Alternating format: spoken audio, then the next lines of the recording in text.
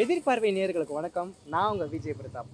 இன்னைக்கு காலகட்டத்தில் ஆட்டோக்கார நண்பர்களோட வாழ்வாதாரம் எப்படி இருக்குது, என்னென்ன விஷயங்கள்லாம் இன்னும் மாறாமல் இருக்குது, என்னென்ன விஷயங்கள்லாம் மாற்றணும்னு நினைக்கிறீங்க அப்படின்றத பார்த்தா நம்ம கேட்டு தெரிஞ்சுக்க போகிறோம். வாங்க.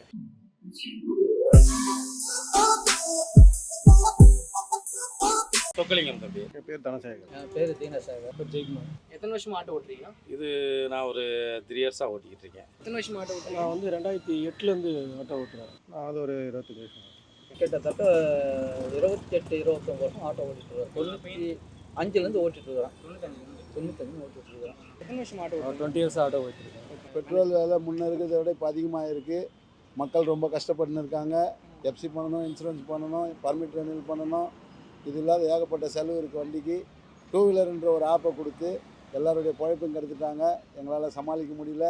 மக்கள்கிட்ட ஒரு 10 ரூபா சேர்த்து கேட்டாலும் கஷ்டப்படுறாங்க. எங்களுக்கு அது கஷ்டமாக இருக்குது. யாருக்கிட்ட போய் சொன்னாலும் கேட்க மாட்டுறாங்க.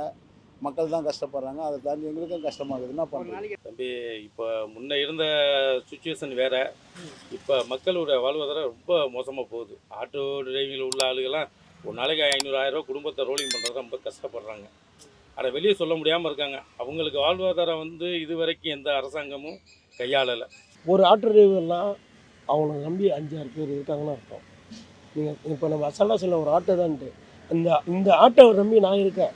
என்னை நம்பி 4 ஜீவன் இருக்குது. அந்த ஜீவனுக்கு நான் சாப்பாடு போடணும், டீ போடணும், துணிமணி வாங்கி தரணும், வெளியே கூப்பிட்டு போகணும். எல்லாமே இந்த ஆட்டோ ஓடினா தான் பண்ண முடியும். எல்லாம் பண்ண முடியாது. சொந்தக்காரெல்லாம் ஹெல்ப் பண்ண மாட்டான். ஆனால் ஆட்டோ ஹெல்ப் பண்ணும். ரேட்டு 100 ரூபா விற்குது. 101 ரூபா விற்கிது. 101 ரூபா விற்குது. கேஸ் வந்து சிஎன்ஜி கேஸ் வந்து ஃபஸ்ட்டு நான் வண்டி வாங்கும்போது 45 ரூபா, அதான் 49 ரூபா இருந்தது. இப்போ பார்த்தீங்கன்னா 90 ரூபா 50 காசு அந்த மாதிரி ரேட்டுக்கு வருது. கிலோமீட்டர் கணக்கும் பார்த்தோன்னா கவர்மெண்ட் ரேட்டு மீட்டர் கணக்குப்படி தான் ஓலா, ஊபர், ரேபிடோ எல்லாருமே வந்து 12 ரூபா கொடுக்குறாங்க. அது இன்னும் கொஞ்சம் ஏற்றணும். ஏன்னா சுத்தமாக அது கட்டுப்படி ஆகலை. இப்போ பெட்ரோல் விலை ஏறி எங்களுக்கு வந்து எவ்வளோ 70 ரூபா 80 ரூபா இருக்கும்போது கொடுத்த மினிமம் மீட்டர் இன்றைக்கி வந்து 110 ரூபா 104 ரூபா பெட்ரோல் வித் ஆயில். 100 ஆயில் ஊற்றினா தான் 1 லிட்டர் பெட்ரோல் ரன் ஆகும். அந்த 100 ஆயில் பார்த்தீங்கன்னாக்கா 60 ரூபா, 60 ரூபா 70 ரூபா 100 ஆயில் மொத்தமாக சேர்த்துனா காஸ்ட் எங்களுக்கு ஒரு 150 ரூபா. 150 ரூபாய்க்கு 20 கிலோமீட்டர் 25 கிலோமீட்டர் தான் போகும். இதில் போகிறதுக்கு ஒரு சவாரி போனால் வர்றதுக்கு சவாரி கிடைச்சா தான் உண்டு. ஓலா கால் டாக்ஸி வந்ததுலேருந்து எங்களுக்கு ரொம்ப மோசமான நிலைமையில் போயிட்டுருக்கு. நீங்கள் ரேபிடோ யூபர்லாம் ஆக்டிவேட் பண்ணல? நீங்கள் நாங்கள் வந்து அதெல்லாம் சவாரி அதை விட்டு இல்லை, அதெல்லாம் நான் பண்ணல. நார்மல் சவாரியோட இது கம்மி தான். நான் ஒன்றும் சவாரி ஆயினே இருக்குது. சவாரி வந்துட்டு அவ்வளோதான், வந்துட்டே சவாரி வந்துட்டே இருக்கு. கம்மி தான். என்ன பண்ணுறது, அட்ஜஸ்ட் பண்ணி ஓட்டி ஆகணும். கஸ்டமர் எல்லாம் அந்த அமௌண்ட் தான் கொடுக்குறாங்களா, இல்லை உங்களுக்கு ஏதாவது? ஒருத்தர் 10 ரூபா எக்ஸ்ட்ரா 20 ரூபா எக்ஸ்ட்ரா கூட கொடுப்பாங்க கேட்கறதுக்கு முன்னாடியே. ஒருத்தர் கராராக இவ்வளோதான்ப்பா, அதில் என்ன காட்டுதோ அதுதான் தருவேன் இன்னும் கொடுத்துருப்பாங்க. அதெல்லாம் நம்ம ஒன்றும் பண்ண முடியாது. அவங்க வந்து இப்போ ராபிடோ, ஓலா, ஊப்பரு அந்த மாதிரி இருக்கும்போது அந்த ரேட்டுக்கு தான் நீங்கள் வர்றீங்களா? அப்போங்கும்போது அது வாழ்வாதாரத்துக்கு நம்ம கட்டுப்படியாக மாட்டேங்குது போகிற இடத்துக்கு. அதில் என்ன அமௌண்ட் வருதோ அதுதான். அதுதான் தருவேன். இதில் வர்றாங்க, நீங்கள் வந்து 20 ரூபா எக்ஸ்ட்ரா கேட்குறீங்க, 30 ரூபா எக்ஸ்ட்ரா கேட்குறீங்க அப்படிங்கிற மாதிரி கேட்கும்போது கஷ்டமாக இருக்குது.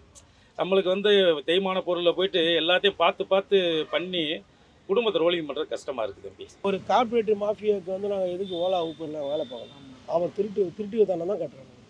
புரியுது? அவன் கமிஷன் வச்சு போகிறான். ஜனங்க என்ன சொல்லுது, நாங்கள் கேட்குற மாரி சொல்லுது. நான் ஏற்றின சவாரிலாம் கேளுங்க, 10 ரூபா கூட எக்ஸ்ட்ரா கேட்க மாட்டேன். ஓகேவா? சில டைம் என்ன பண்ணுவோம், 74 வரும். நம்மகிட்ட அந்த 6 ரூபா சில்லறை இருக்காது. அம்மா 80 கொடுத்துருவோம். என்னப்பா 6 ரூபா கேட்குறேன். அம்மா 6 ரூபா கேட்கல, சில்லறை தான் கொடுத்துருவோம். அப்படி நம்ம வாரி கொடுத்துட்டு ஒரு ஆட்டோ அவங்க காசு கொடுக்குற மாதிரி பேசுவோம். அதே இடத்துக்கு அவங்க ஆட்டோ பிடிச்சி போகலாம். நான் போய் கேட்பேன், மனசோட சொல்லுவேன், இந்த காசுக்கு 120 140 போகிற இடத்துக்கு நீங்கள் வெறும் 70 ரூபாய்க்கு போகிறீங்க. அதை நாம வச்சு பேசணும். உடனே வாரி கொடுக்கல, நான் வைத்திய சொல்லுவேன் உங்களை எத்தனை வந்து விட்றேன். அப்படி தான் சொல்லுவேன். கேட்குறேன்னு சண்டை போடுறாங்க.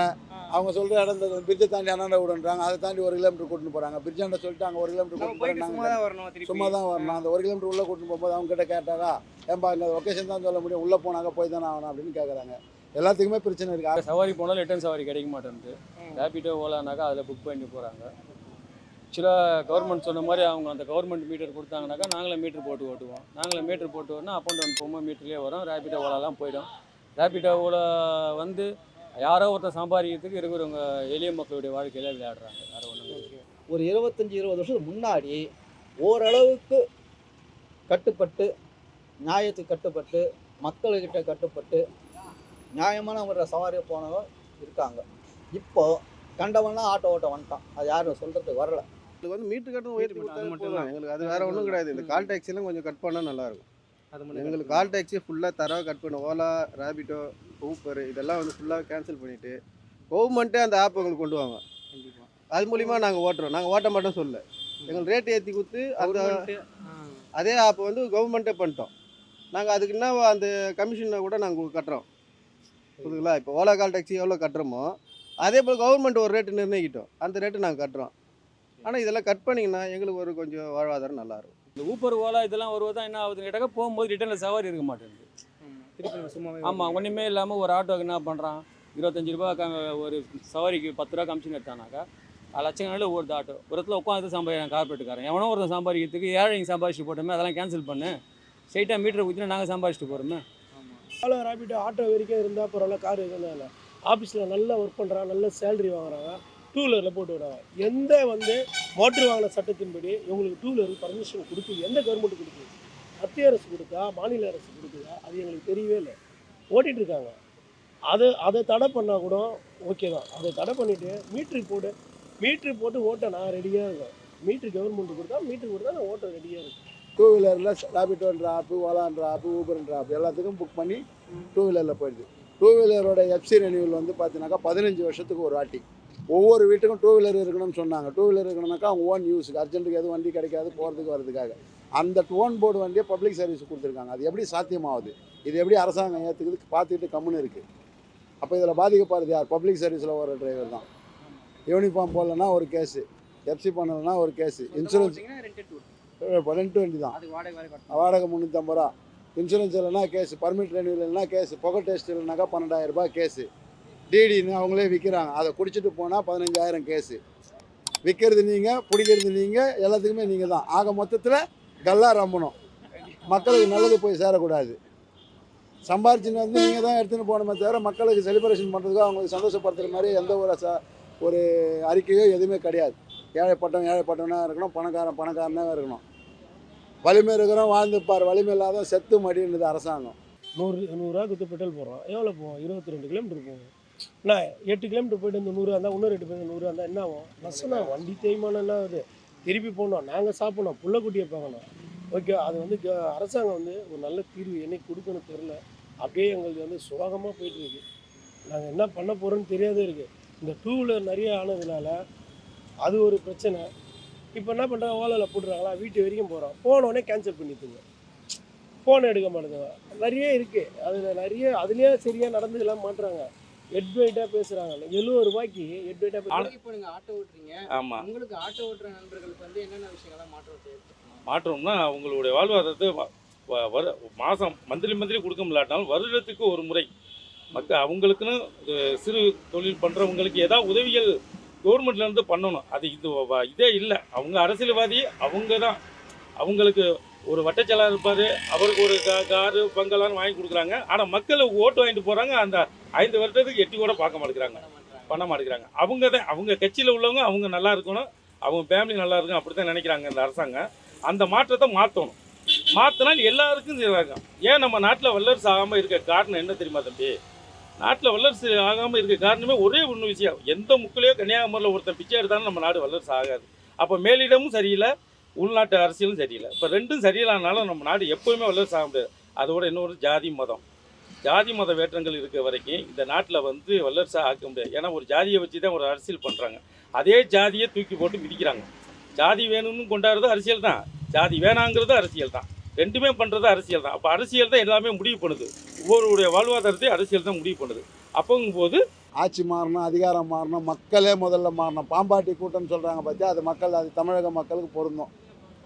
கை தட்டினா கை தட்டுவாங்க, சிரிச்சா சிரிப்பாங்க. என்ன நடக்குது தப்பு, எங்கே நடக்குது தப்புன்னு பார்க்க மாட்டாங்க. இதை தாண்டி பார்த்தீங்கன்னாக்கா நிறைய விஷயம் நடக்கணும்னாக்கா மக்களாகி நம்ம நிறைய கண்டிப்பாக ஒரு நாள் மாறும். ஒரு நாள் மாறுன்றதுக்காக இன்னைக்கு சீக்கிரமாவே மாறுன்னு சொல்றேன். நான் என்ன கேட்கறேன்னா, மாறணும்னாக்கா இன்னைக்கு ஆட்சியில் இருக்கிறவங்க நினச்சா மாற்றிடலாம். ஆட்டோவில் எல்லாமே ரொம்ப பிரச்சனை தான். ஒரே மாதிரி இருக்கு. எல்லாரும் ஒரே மாதிரி இருக்க மாட்டாங்க, ஒருத்தர் முறைப்பாங்க. அதெல்லாம் நம்ம அட்ஜஸ்ட் பண்ணி தான் போய் ஆகணும். அவங்களுக்கு தகுந்த மாதிரி நம்மளும் முறைச்சோம்னா நம்ம பொழப்பு போயிடும். பொழப்பு போட்டு நம்ம போய் நிற்க வேண்டியது தான். கவர்மெண்ட்டுக்கிட்ட வந்து மீட்டர் கட்டணத்தை உயர்த்தி கொடுங்க சொல்லி நாங்கள் எவ்வளோ போராடி இருக்கிறோம். ஆனால் இன்ன வரைக்கும் அதுக்கான பதில் வந்து எதுவுமே கிடையாது. கோர்ட்டில் நாங்கள் இது கேஸ் போட்டு கூட வந்து எங்களுக்கு ஒரு 6 மாதத்துக்கு டைம் கொடுத்தாங்க. 6 மாதத்துக்குள்ளே வந்து நீங்கள் மீட்டர் கட்டணத்தை உயர்த்தி கொடுத்து ஆட்டோ தொழிலாளியை ஒரு இது கொண்டு வரணும் அப்படின்னு சொல்லி கவர்மெண்ட் கோர்ட்டே வந்து இது பண்ணாங்க. அந்த 6 மாத காலமும் முடிஞ்சு போய் கிட்டத்தட்ட ஒரு வருஷம் ஆக போகுது. இன்ன வரைக்கும் கவர்மெண்ட் எந்த ஒரு ஸ்டெப்பும் கிடையாது. என்னென்ன ரெண்டாவது- ஸ்டெப் எடுக்கலாம்னு இங்கேருந்து இத்தனை கிலோமீட்டருக்கு எவ்வளோ மீட்டர் போனால் வரும்போது நாங்கள் எம்டி தான் அடிச்சுன்னு வரணும். இதே நீ ஊப்பர் ஓலா இதெல்லாம் கேன்சல் பண்ணாக்கா எல்லாம் ரோட்டுக்கு வருவாங்க ஆட்டோ பிடிக்கிறதுக்கு. நாங்கள் யாரும் மீட்டரை சவாரியே போட்டு விட கேட்கறது போகிறோம். இல்லை, எல்லாம் வீட்டில் இருந்துன்னு ஆமாம், அதோ இப்போ வந்து இன்னொன்று என்ன கேட்டிங்கன்னா, நீங்கள் சொல்கிற மாதிரி இதெல்லாம் எடுத்துட்டிங்கனாக்கா நாங்கள் மீட்ரு போட்டு ஓட்டினாக்கா நீங்கள் பார்க்கிங் பண்ண வேண்டிய அவசியமும் கிடையாது, எங்கிட்ட கஸ்டமர் பேச வேண்டிய அவசியம் கிடையாது. எங்கே போகிறோன்னு சொன்னால் மீட்டர் ஆன் பண்ணிட்டு இறக்கி விட்டு போயின்னு வர போகிறோம். சிங்காரை சென்னை இதே முதலமைச்சர் அறிக்கை கொடுத்தாரு. எப்போ? ஆல்ரெடி 15 வருஷத்துக்கு முன்னாடி துணை முதலமைச்சர் அப்பா இருக்கும்போது. இப்போ வரைக்கும் சிங்காரை சென்னையாக மாறல. அதுக்கு உண்டானது எதுவுமே கிடையாது. கூவம் சுத்தமாச்சா? ஆகலை. கூவத்து ஓரம் இருந்த மக்களை மட்டும் தூக்கி 50 கிலோமீட்டரில் கொடுத்துட்டாங்க. கூவமாக தான் இருக்குது. அந்த இடம் எடுத்த இடமாக தான் இருக்குது. எதுக்கும் சொல்யூஷன் கிடையாது. அக்ரிமெண்ட்டை போடணும், கான்ட்ராக்டை கொடுக்கணும், கமிஷனை வாங்கணும். பேசவே கூடாது. பேசினாக்கா கூட்டின்னு போய் அடிப்பாங்க. இப்போ என்ன கூட இந்த வீடியோ போட்டாங்க, கூட்டின்னு போய் என்ன அடிப்பாங்க நைட்டில் உருட்டுக்கட்டையால். உருட்டுக்கட்டையால் என்ன அடிக்கும் போது நீ வந்து பேட்டி அடிப்பியா? படிக்காதவங்க ஆட்டோவோட வரான் சொல்லிட்டு ஃபோனை வச்சு ஓட்டுறான் சொல்கிறீங்களா?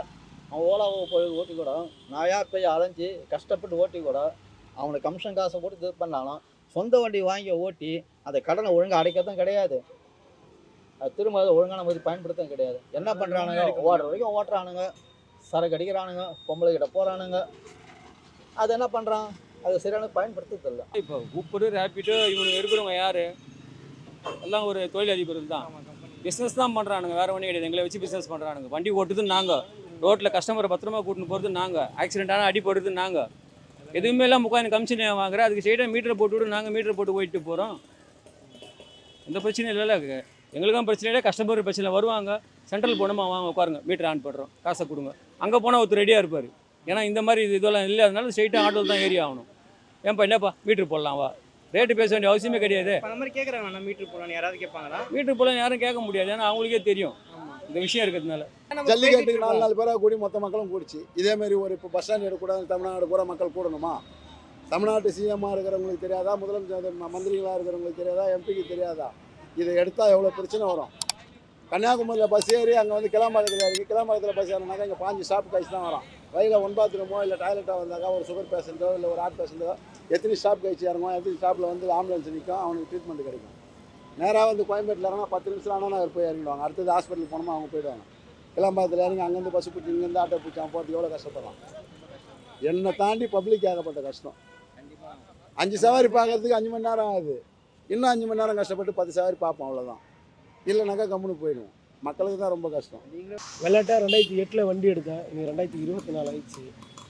ஓடினே தான் இருக்கோம், அதில் தான் இருக்கோம். இன்னும் மாறலை. காலங்கள் போகுது, காட்சிகள் மாறலைன்ற கதை தான். காலங்கள் போகுது, ஆனால் காட்சிகள் மாறலை. அப்படியே தான் ஆட்டோக்கார நிலைமை அதான். நாளைக்கு அதிகபட்சம் போச்சுன்னா ஒரு 8 சவாரியிலேருந்து 10 சவாரி எடுக்கிட்டே தெரியும். என்ன ஸ்டெப் எடுனா எங்களை மீட்ரு கட்டணத்தை ஏற்றி கொடுங்க. அதே மீட்ரு கட்டணத்திலே ஓட்ட முடியல. இன்றைக்கி எப்பயும் கிட்டத்தட்ட ஏற்றி எத்தனையோ வருஷங்கள் ஆகுது. இன்ன வரைக்கும் ஏற்றின பாடு இல்லை. ஆனால் இன்றைக்கி விலைவாசி உயர்வுலாம் பயங்கரமாக ஏறி போயிடுச்சு. நாங்கள் அதே கட்டணத்தில் நாங்கள் எப்படி ஓட்ட முடியும்? ரெண்டாவது வந்து எங்களுக்கு வந்து இப்போ நீங்கள் இந்த பைக் டாக்ஸி, ரேபிடோ, ஓலா இதுமாரி இதெல்லாம் வந்து எங்களுடைய வாழ்வாதாரமே ஃபுல்லாக நொடிஞ்சு போச்சு. இது கவர்மெண்ட்டு எதுக்கு அதுக்கான தகுந்த ஒரு இது எடுத்தாக்கா எங்களுக்கு ஒரு சிறப்பாக இருக்கும். போனாலும் ஒரு ரோடை பார்த்து ஓட்டுறாங்கன்னா அவன் ஃபோனை பார்த்து தான் ஓட்டுறான். இதனால் ஆக்சிடென்ட் ஆகுது, இதனால் டிராஃபிக் தொல்லை ஆகுது, இதனால் வந்து பல பிரச்சனை வருது. இதெல்லாம் வந்து பேஸ் பண்ணி இந்த ஆட்டோ ஒரு நல்ல நிலையை கொண்டு வரணும். அது அரசாங்கம் தான் முடிவு எடுக்கணும். திருமண பக்கம் ஆட்டோ தானே தேடியை தான் கொடுக்குற அளவுக்கு ஆகி போச்சு. அப்போது தொழிலை வந்து நசுங்கி போச்சு. டிவிஎஸ் வண்டியை பொறுத்த வரைக்கும் சரி, பஜாஜை பொறுத்த வரைக்கும் சரி, நாங்கள் பர்மிட்டுக்கு ஒரு காலத்தில் பர்மிட்டுக்கு அலைஞ்சோம். அரசாங்கம் பர்மிட்டு கொடுக்கல. ஆனால் இப்போ பர்மிட்டு கொடுத்தாலும் பேங்க்காரன் என்ன பண்ணுறாங்க, வாரி கொடுக்கும். இல்லை ஆட்டோ ஓட்டுறாங்க, நீங்கள் சொன்னீங்களா வாலிபர் வராங்கன்னு, அந்த வாலிபர்களுக்கு இது வந்து ஒரு வரப்பிரசாதமாக இருக்குது. ஆனால் இருந்தாலும் அந்த வரப்பிரசாதத்தை வந்து அவங்க சரியான வரை பயன்படுத்துறது இல்லை. கோயம்பேடு பஸ் ஸ்டாண்டு சென்னை சிட்டிக்கே சென்ட்ரல் பிளேஸ்ன்னு கொடுத்தாங்க. ஆசியாவிலே பெரிய பஸ் ஸ்டாண்டு கொடுத்தாங்க. இந்த பஸ் ஸ்டாண்ட் ஏன் மூடுறாங்க? இதுக்கு காரணம் கேட்டால் ஸ்டேடியம் வரப்போகுதுன்றாங்க. இப்போ யார் என்ன அவன் பேர் என்னப்பா? லூலு மாலை அவனை கொடுத்துட்டாங்க. அவன் 1000 கோடி கமிஷன் கொடுத்தாக்கா கொடுத்துட்டாங்க. அங்கே இருக்கிற 1000 மக்கள், 1000 கடை வச்சுருக்கிற மக்கள், 1000 தொழிலாளிகள், அவ்வளோ பேர் அதை நம்பியிருந்தான். இவங்களாம் எங்கே போவான்? போய் சீக்கிரமாக மாறணும். கண்டிப்பாக மாறும். சீக்கிரமாக மாறாது, சாவர வரைக்கும் மாறாது. இவனுங்கெல்லாம் செத்தாலும் மாறாது, நீ நானும் செத்தாலும் மாறாது, நம்ம சங்கதி வந்தாலும் மாறாது.